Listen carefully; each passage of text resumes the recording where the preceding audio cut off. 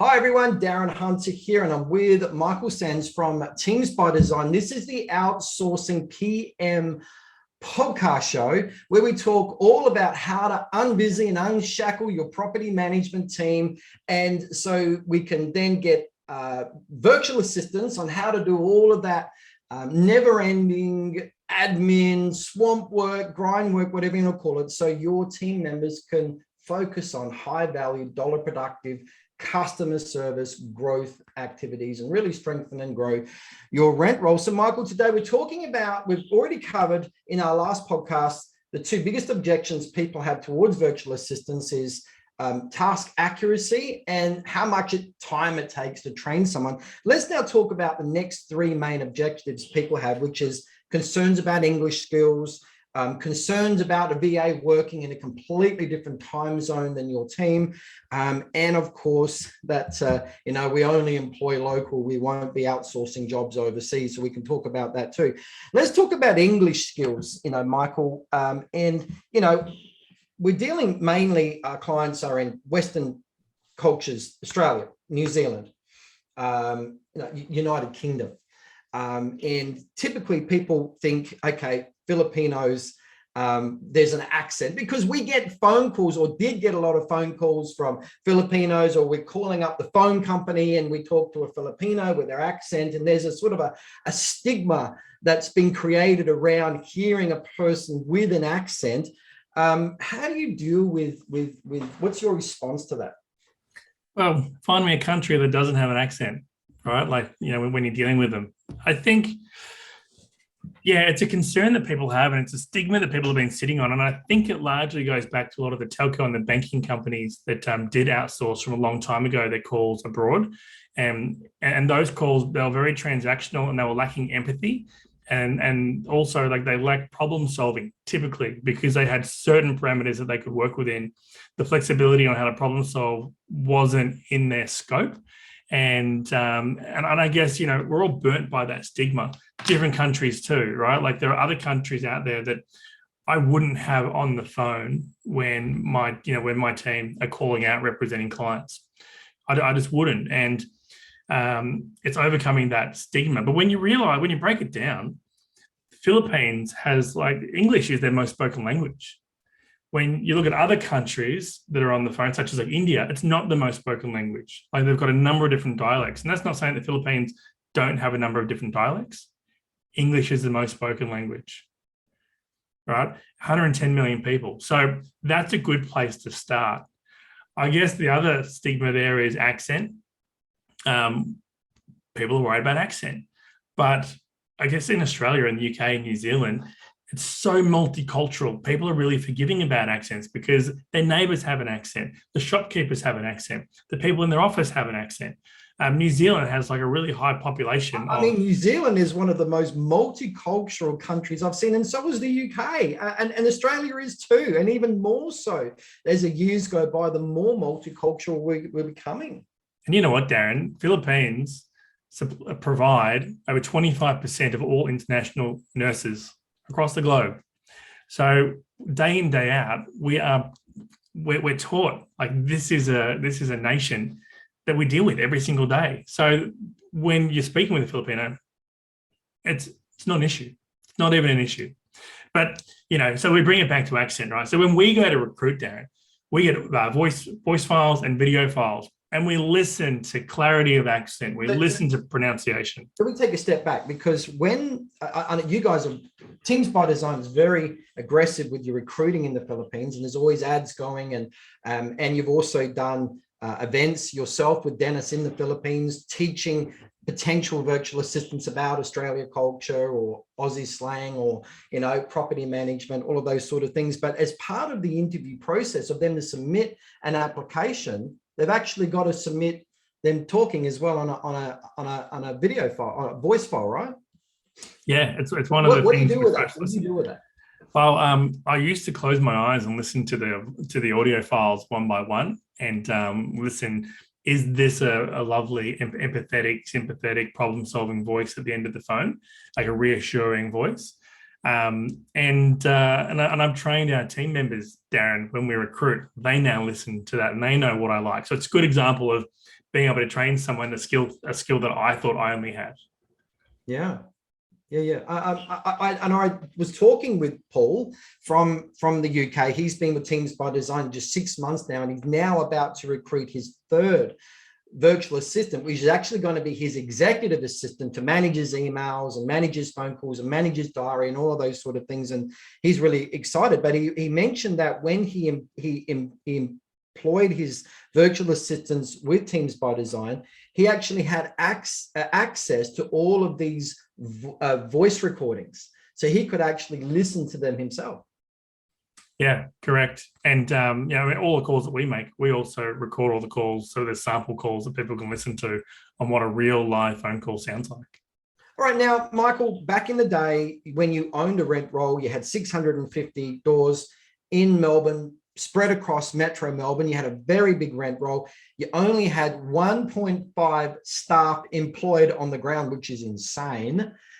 So the rest, you had your big team of virtual assistants there. What were the typical voice-related tasks that you got them doing where they're speaking with your landlords and your tenants?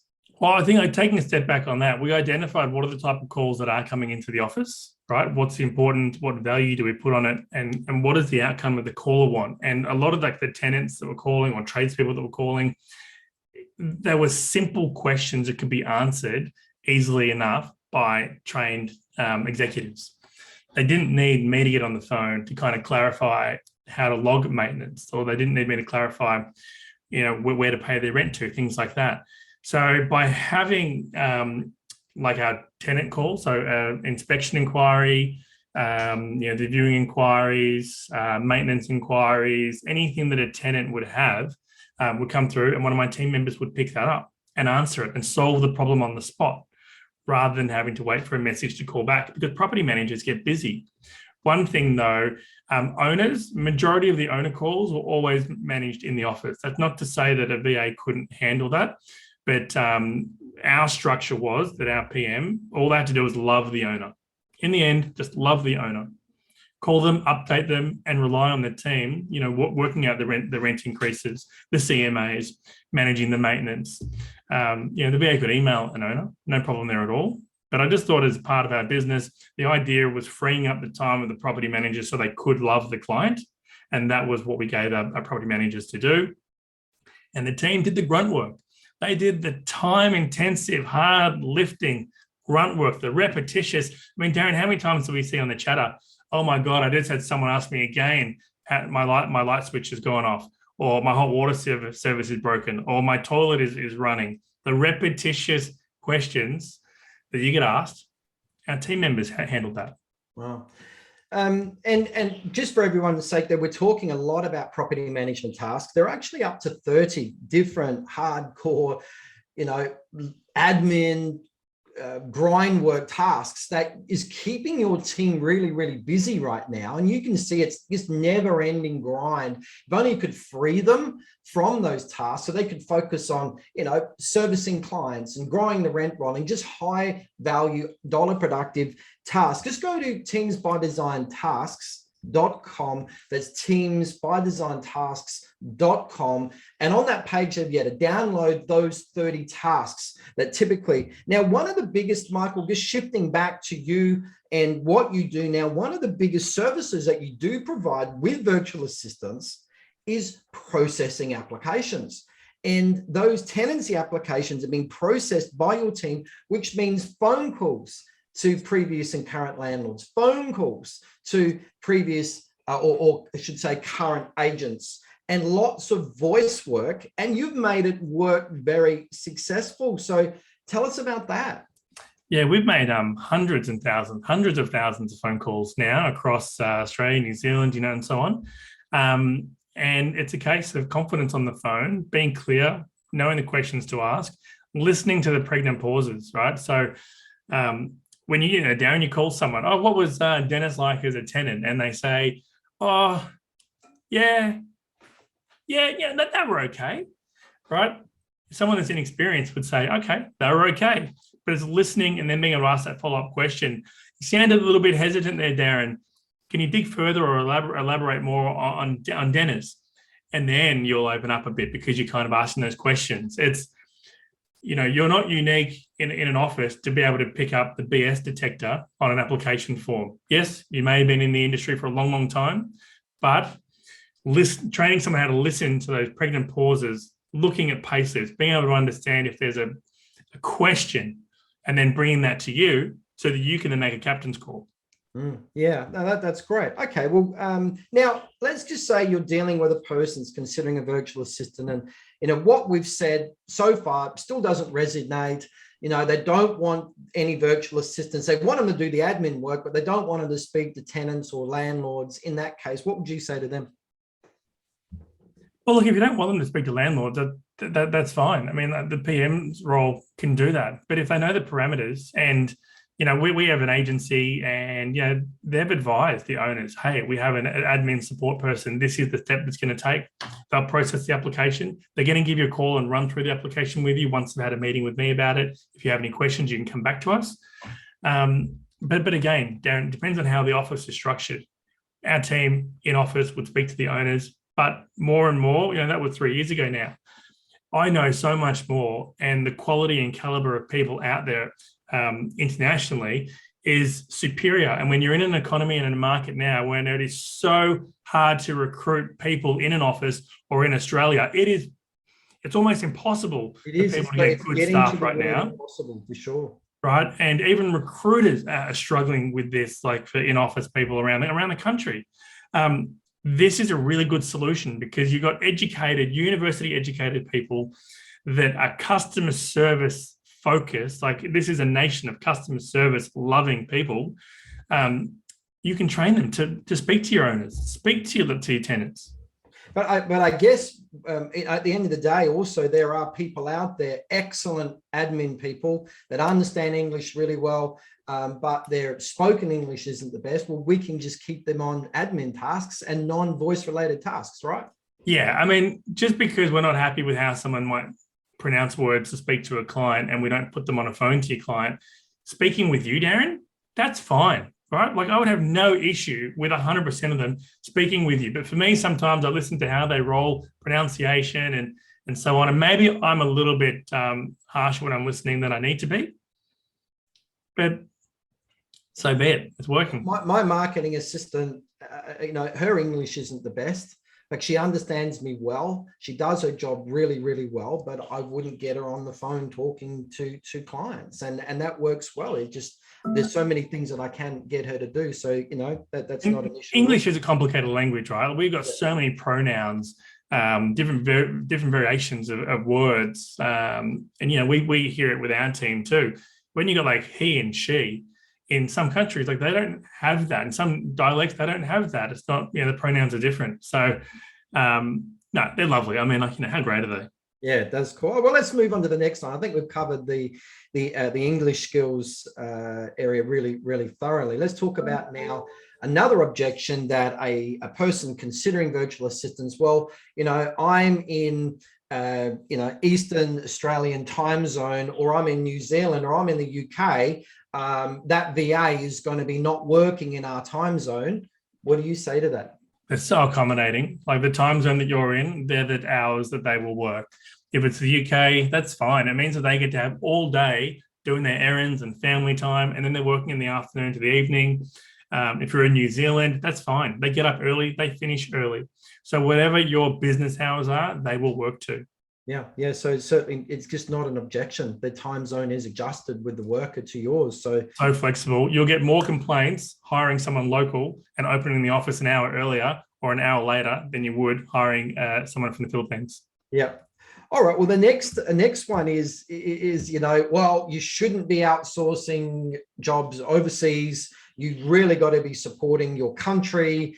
I guess my first response, Michael, if I can have the first shot, is, well, if that's the case, when you go shopping, what's in your shopping cart? What's in your trolley? Is it all just produce and you're only supporting from your country, or are you not also practicing it there too? It's just really normal to have services and goods that are inside the country and outside the country.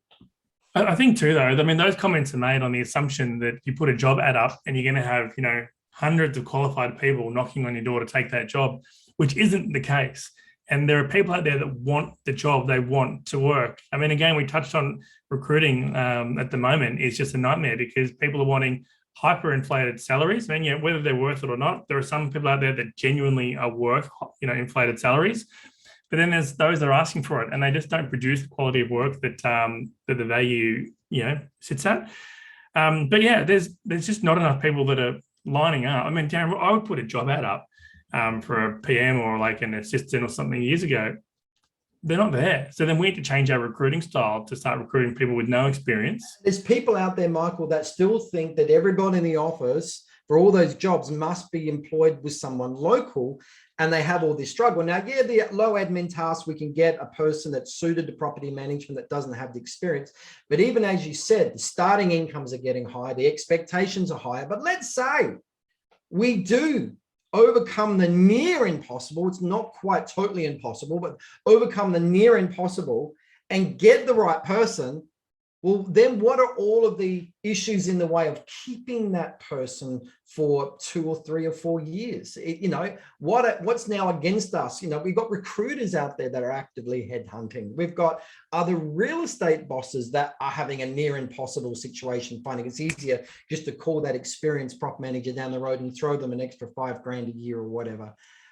It's just getting so hard out there. Would you agree? Yeah, I mean, we're seeing agencies out there do sign-on bonuses to inexperienced property managers to come on now. I mean, it's ridiculous. And the way COVID has kind of come in and made changes to how people work and better efficiencies, offices, they're going to struggle unless they can find ways to, increase their fees, right? Which is one way, because when people are asking for increased wages and their fees are low, they won't be in operation for much longer. And that PM would have, had a bit of a windfall while the office was still trading. Yeah, no, I agree. And I had a situation a number of years ago. I was at a national conference and the topic came up with a crowd open forum discussion about virtual assistants right back in the day when it was new and only a few people were doing it. And a lady got up in front of everybody and said, "This is wrong." Everyone in the room, you could hear a pin drop. Everyone in the room was just frozen. She said, "This is wrong. What you're saying on stage," and whoever the speaker was at the time, "is wrong. Jobs should not be outsourced out of the country. We must be supporting our economy." And the crazy thing is, I know that lady, you know that lady, all right? And within 12 months, now she was based in a rent roll in a city in Australia that is got the highest rates of transition, the highest rates of staff turnover, bar none, because the whole city is a turnover city. And she couldn't even get bad experienced property managers, like shocking ones. She got zero. And that forced her to rethink her stance, rethink her opinion. And she then became the most outsourced business. They were getting up to 90% of their tasks done by trained virtual assistants in the Philippines. In fact, she even sponsored one to come over, put them on a plane flight, and they could sit in their department for a few weeks. They provide them accommodation, kept them fed, and train them up that way to become property managers. Now, I'm not telling people to go and do that, but Michael, I think you're right. We've got to rethink the model. You keep on doing what you're doing, you're just going to get more frustrated with this impossible recruitment situation. And there's, how many of the tasks, let's say you had 100 tasks to do that would normally be done on the ground in the office. Is it 80% or 70% or 90% that you now believe could be successfully outsourced? Yeah, it's about 80%. I mean, one thing we're not mentioning is all that time wasted in an office. Like when someone is in an office, there's, the water cooler speak, there's just, out of that 8 hours of work, there's probably 2 to 3 hours of actual efficient time. So you're not really maxing out what you should be doing. I think a lot of people could do, and I'll probably be crucified for this, but a lot of people could do what they're doing in 8 hours in half that time. Yeah. So a great model out there is just first, certainly unbusy your team for all those tasks. Go to teamsbydesigntasks.com, download the list of the different tasks that you can possibly do, but consider what tasks can only be done on the ground, location-based, period. And then what can you possibly do with the other tasks there with outsourcing? Now, Michael, at this point, people, inviting people to have a chat with you, what's the best way to get in contact with you? Yeah, the best way would be to go to teamsbydesign.com and then just to contact us, drop in your name and number, and we'll give you a call back right away. I drop our phone number, but I don't want everyone calling at the one time. I want to be able to speak to everyone and give them the time of the day. Yeah, well done. So good discussion there. I think we've covered those 5 objections really well in this podcast and the last one as well. So the other one, again, we're talking about people with concerns about task accuracy and how much time it takes to get the training done with a virtual assistant. Today, we'll talk about English skills, time zone issues, and of course, employing local. So Michael, some good information there, and everyone out there, virtual assistants will unshackle, unbusy your team, get them away from that grind work. And so you can focus on those high value, dollar productive, customer service, business strengthening, rent roll growth activities. So Michael, great podcast. And thanks everyone. See you later, everyone.